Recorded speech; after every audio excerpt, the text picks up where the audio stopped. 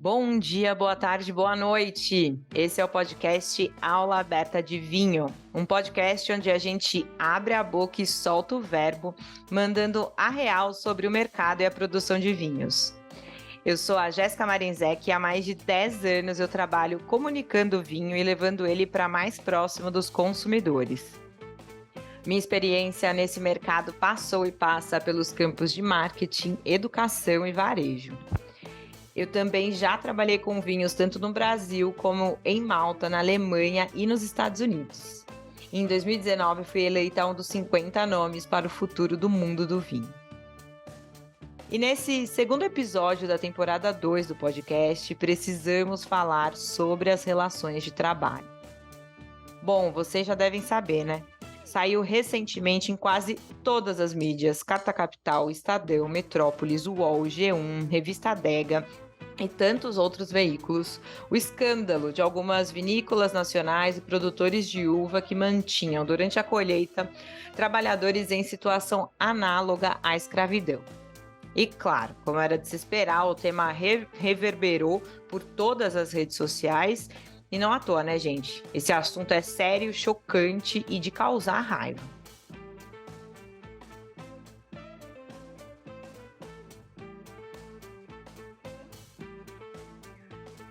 Tudo veio à tona na semana do Carnaval, ali por volta de 20 de fevereiro. Como eu falei, saiu em várias matérias, eu vou citar aqui uma matéria do Estadão que falava o seguinte: agentes da Polícia Federal e da Polícia Rodoviária Federal prenderam um empresário suspeito de manter mais de 150 trabalhadores que atuavam em vinícolas de Bento Gonçalves, na Serra Gaúcha, em condições análogas à escravidão. Conforme relatos da PRF, 3 trabalhadores fugiram e procuraram os agentes policiais ali em Caxias do Sul e informaram que tinham acabado de sair do alojamento, onde eles eram mantidos contra a vontade própria.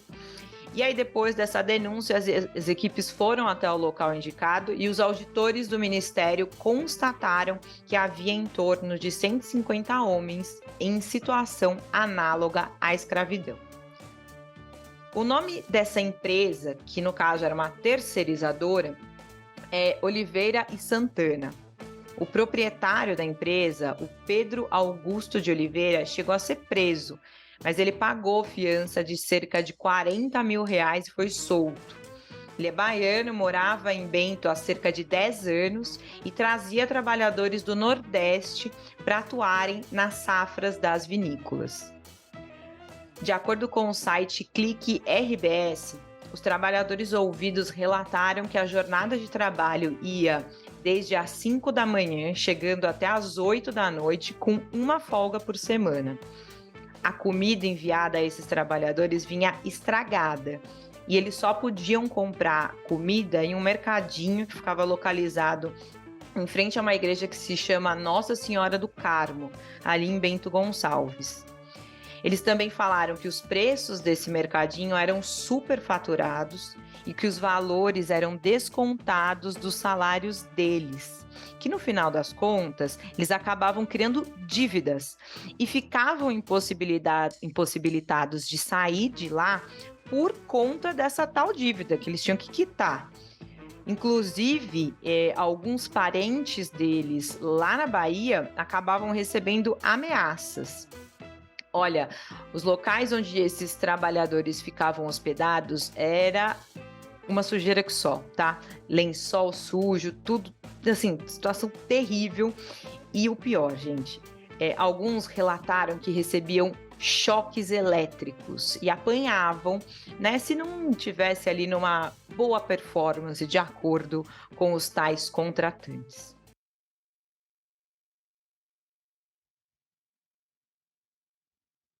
As 3 vinícolas brasileiras que foram citadas abertamente no caso foram Aurora, Garibaldi e Salton. De acordo com a matéria da revista Adega, do dia 25 de fevereiro, os trabalhadores prestavam serviço de colheita para os produtores de uva e de descarga de material para as vinícolas citadas. Mas olha, gente, de acordo com a lei da terceirização que eu vou falar aqui, é responsabilidade da empresa contratante garantir as condições de segurança, higiene e salubridade dos trabalhadores quando o trabalho for realizado em suas dependências ou em local por ela designado, tá? Todas as vinícolas, elas se manifestaram por meio de assessoria. A Aurora disse que segue todas as determinações e que pagava cerca de R$ 6.500 por trabalhador para essa empresa terceirizadora, mais que o dobro citado pelos trabalhadores, e que é o valor previsto aí que eles receberiam. Já a Salton disse que contratou 14 profissionais da empresa Oliveira e Santana e que uma vez que o caso foi noticiado, que eles ficaram sabendo, eles cancelaram o contrato com essa empresa. A Salton conversou com a DEG e eles falaram que foi a primeira vez que trabalharam com a Oliveira em Santana e que irão rever os protocolos de contratação de terceiros.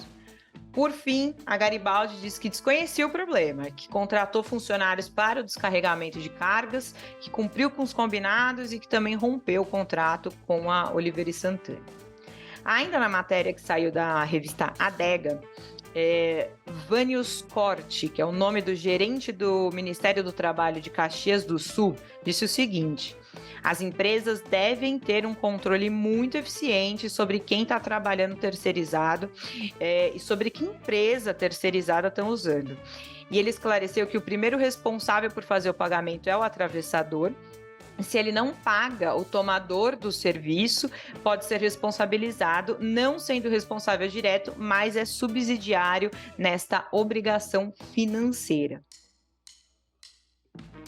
No dia 3 de março, a jornalista especializada em vinho, Suzana Barelli, fez um post longo, bem esclarecedor no seu Instagram, com um apanhado de novas notícias sobre o tema. Entre os novos acontecimentos, ela mencionou que o Ministério do Público do Trabalho do Rio Grande do Sul já realizou uma audiência com as 3 vinícolas citadas no caso e também propôs uma indenização no valor de R$ 600 mil para os mais de 200 trabalhadores encontrados em situação análoga à escravidão. O processo segue seu curso no Ministério Público e as 3 vinícolas aparentemente estão atendendo a todas as demandas para a resolução do caso. Agora é aguardar. É claro que as investigações seguem o curso, né, na data da gravação desse podcast, e a gente ainda tem muita novidade para ver aí desse caso. Mas assim, muitas notícias seguem sendo publicadas, né? Incluindo um post do Centro da Indústria, Comércio e Serviços de Bento Gonçalves, que culpou projetos assistenciais como Bolsa Família pelo motivo do trabalho análogo à escravidão. Bom, não preciso nem falar que esse post pegou tão mal que inclusive ele foi deletado. Não só esse post, como um outro vídeo do vereador Sandro Fantinel, do Patriotas, que falou explicitamente que para os produtores não contratarem pessoas de lá de cima, como referência ao povo nordestino. Esse vídeo recebeu tantos hates na internet que o vereador veio a público pedir desculpas pela sua fala. Olha, o caso tomou rumos ainda mais sérios quando a Agência Brasileira de Promoção de Exportações e Investimentos, Apex Brasil, suspendeu no dia 28/2 a participação das empresas citadas em feiras internacionais.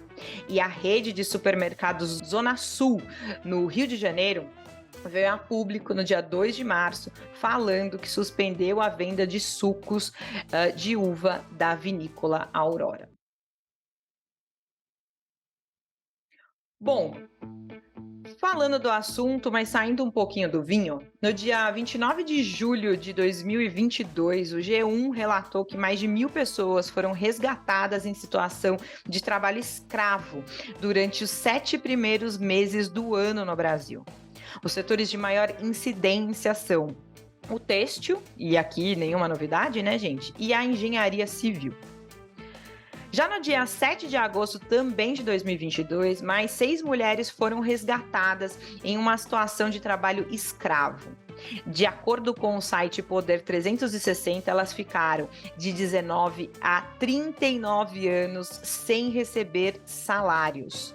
Esse mesmo site afirma que o trabalho doméstico é ainda mais inviabilizado, porque eles precisam de denúncia para entrar nas residências e fazer as devidas buscas. Olha, fazendo uma pesquisa na internet aqui para esse episódio, encontrei no site Jus Brasil um estudo muito interessante que começa falando das relações trabalhistas, e eu vou pontuar um pouquinho aqui. A introdução começa assim, ó. Desde o surgimento das primeiras civilizações, o trabalho é um fenômeno social, através do qual o homem vive para garantir a sua subsistência.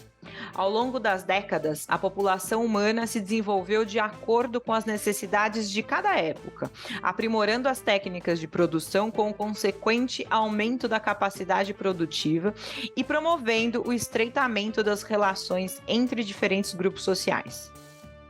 Com o surgimento da figura do patrão e do funcionário, identificados como o período de transição do homem do campo para as cidades com o aparecimento das indústrias, também se desenvolveram as práticas comerciais e consequentes relações hierárquicas de trabalho. Essa mudança de cenário foi marcada pela inexistência de direitos protetivos dos trabalhadores, que passaram a demonstrar sua insatisfação com as condições de trabalho às quais eram submetidos. Nesse sentido, começaram a surgir diversos movimentos sociais que pleiteavam condições de trabalho mais dignas e direitos a serem respeitados, o que culminou no surgimento de diversos princípios e direitos trabalhistas.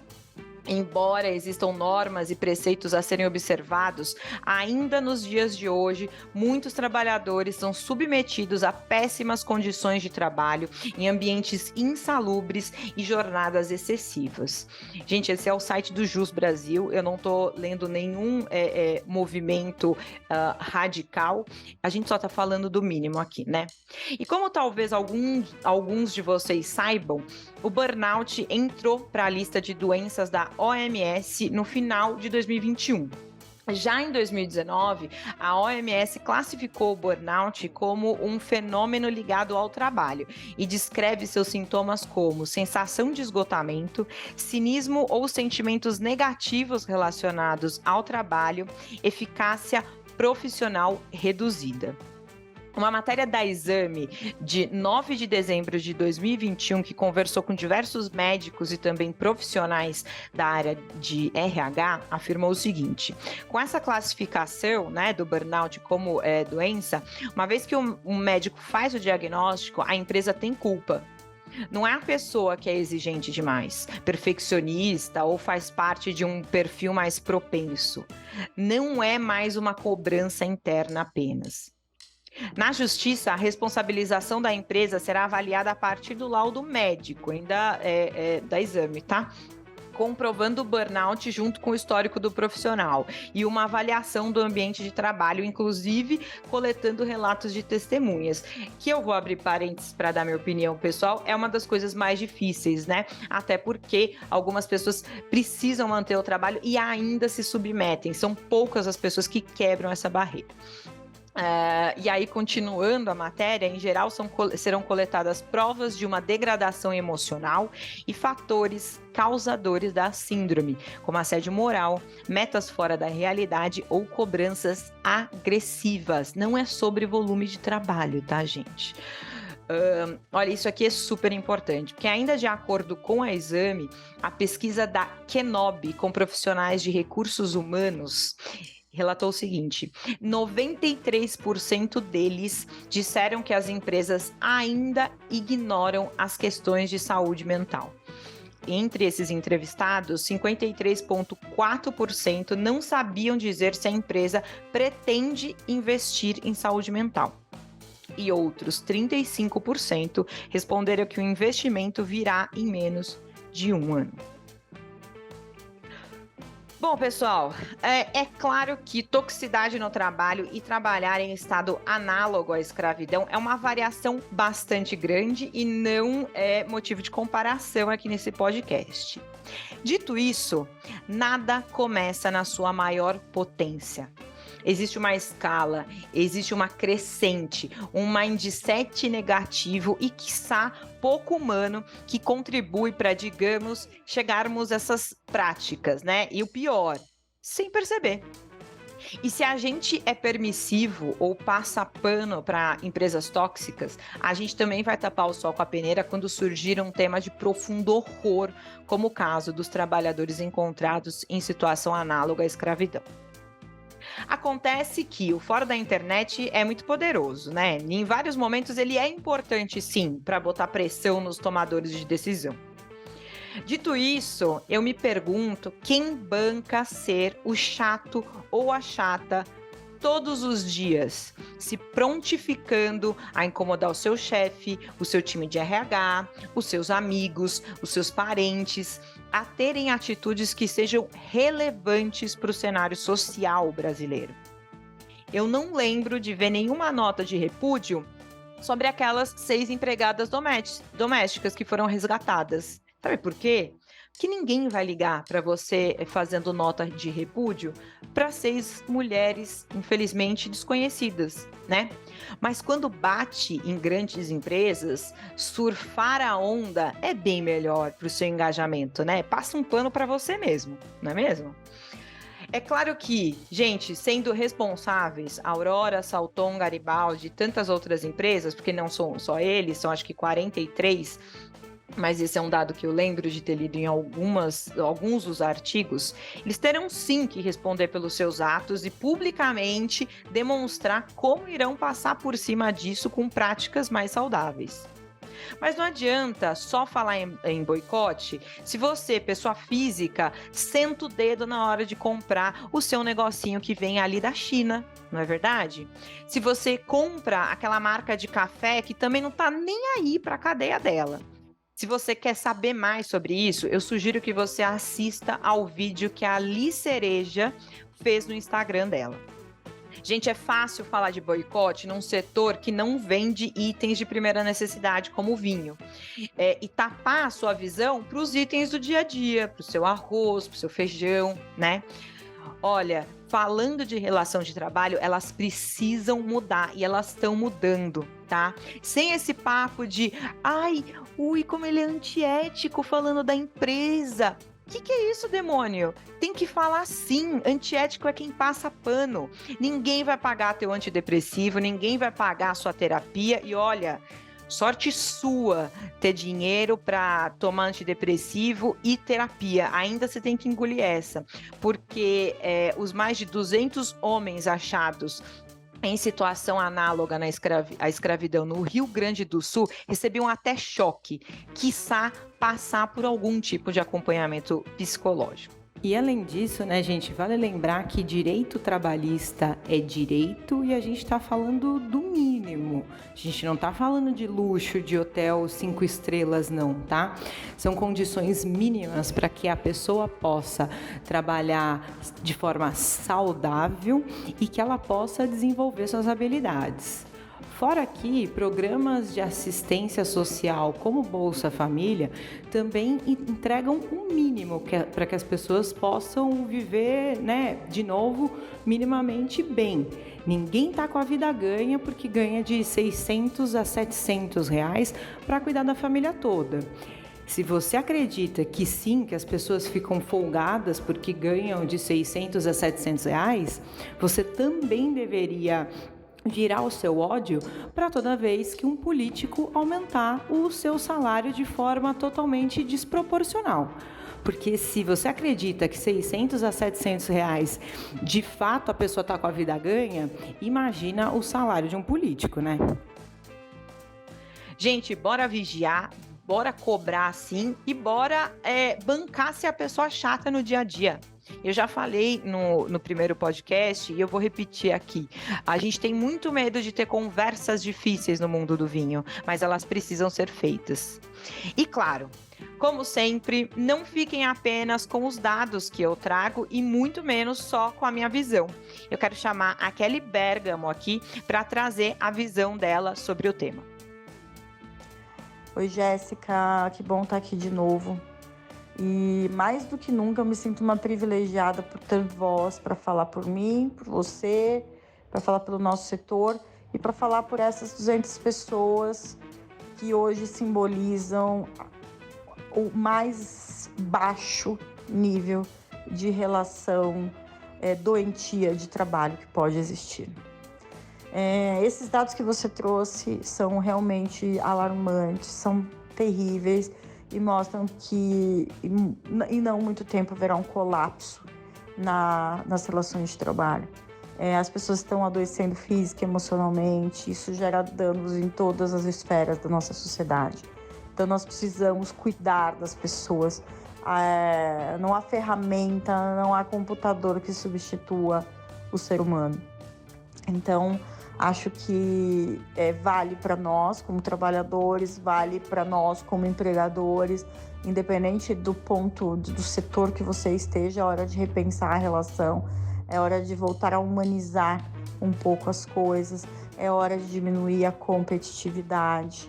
Eu acho terrível as pessoas que competem entre si, se autoflagelam porque não conquistam, e isso é realmente doentio, é triste, é absurdo e leva a pontos muito extremos de carga emocional negativa. Mas falando especificamente dessa relação de trabalho escravo que foi localizada no Rio Grande do Sul há alguns dias, eu não tenho palavras para descrever a minha desaprovação sobre isso.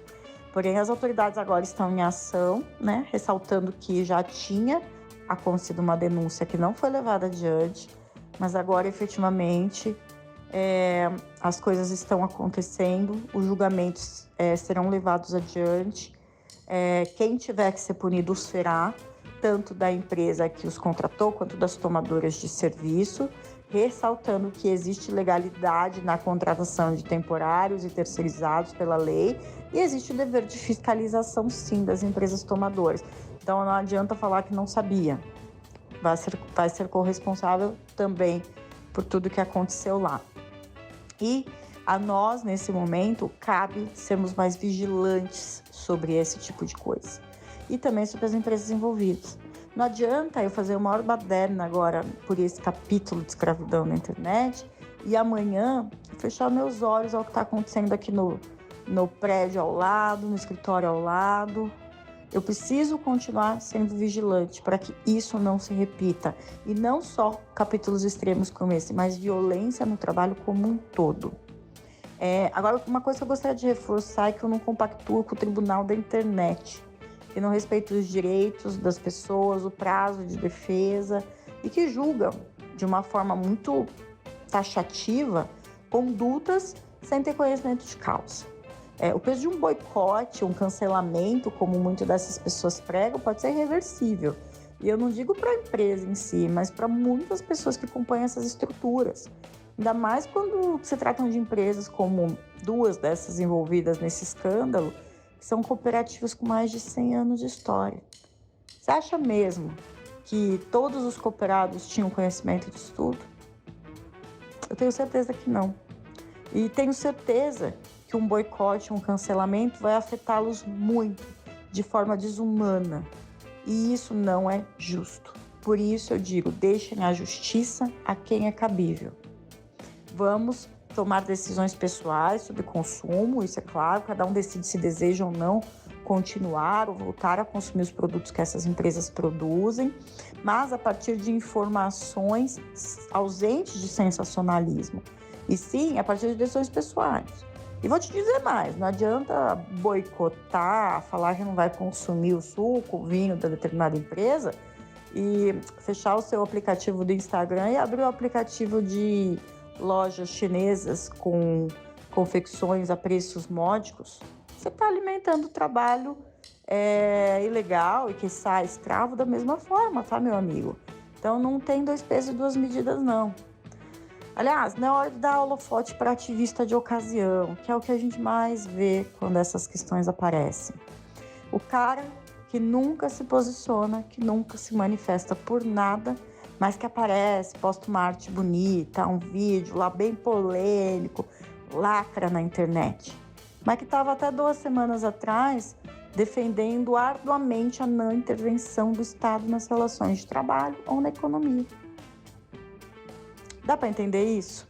Quando a gente fala, olha, cada um por si, se eu consigo, ele também consegue, eu estou deixando de analisar um fator histórico importante, que o Brasil sempre foi desigual e que o Estado tem que fornecer um mínimo para tentar diminuir um pouco disso, que o Estado tem que manter as fiscalizações para evitar essa situação extrema que a gente encontrou no Rio Grande do Sul.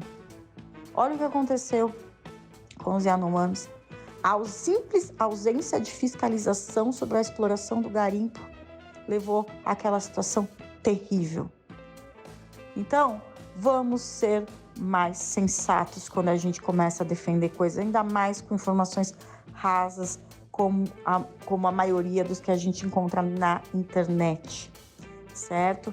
Essas pessoas sem voz, que agarram qualquer condição, oportunidade de trabalho, elas não têm condição de jogar tudo para cima se não deu certo. Não são como eu, ou como a maioria dos que estão ouvindo aqui, ou a Jéssica, que numa relação complicada de trabalho, pede demissão, recebe o que tem para receber, ou tem uma reserva e consegue ir atrás de uma próxima oportunidade. Essas pessoas são diferentes dessa nossa bolinha. E é por elas que a gente deve falar também, não só olhando o que é a nossa própria realidade. Agora, não é sobre ganhar likes falando de trabalho escravo pontualmente. É olhar o quão nossa sociedade vem endossando práticas sujas no decorrer da nossa existência. Qual nós só vamos conter se a gente romper essa bolinha do nosso mundinho perfeito e não compactuarmos com toda e qualquer prática prejudicial de trabalho. É isso, hoje me alonguei um pouquinho mais, é um assunto que me deixa com um nó na garganta. Eu espero ter feito vocês refletirem um pouquinho mais a respeito também. Obrigada e até a próxima. Bom, pessoal, acredito que a gente trouxe temas, tópicos suficiente para vocês começarem a tirar as suas conclusões. Lembrando que este tema é um tema que ainda segue em investigação. Teremos mais novidades, vamos ficar de olho. E você pode acompanhar mais notícias sobre o vinho através do Instagram da Vinhos Única, o meu, Jéssica Marinzec, ou da Kelly Bergamo. E ainda acompanhar os conteúdos do site da Única, www.vinhosunica.com.br. Nesse episódio, nós usamos conteúdos da revista Exame, Jus Brasil, Estadão, Clique RBS, Revista Adega, G1, Poder 360 e a RU. E o Instagram da Suzana Barelli. Obrigada e até o próximo episódio. Tchau!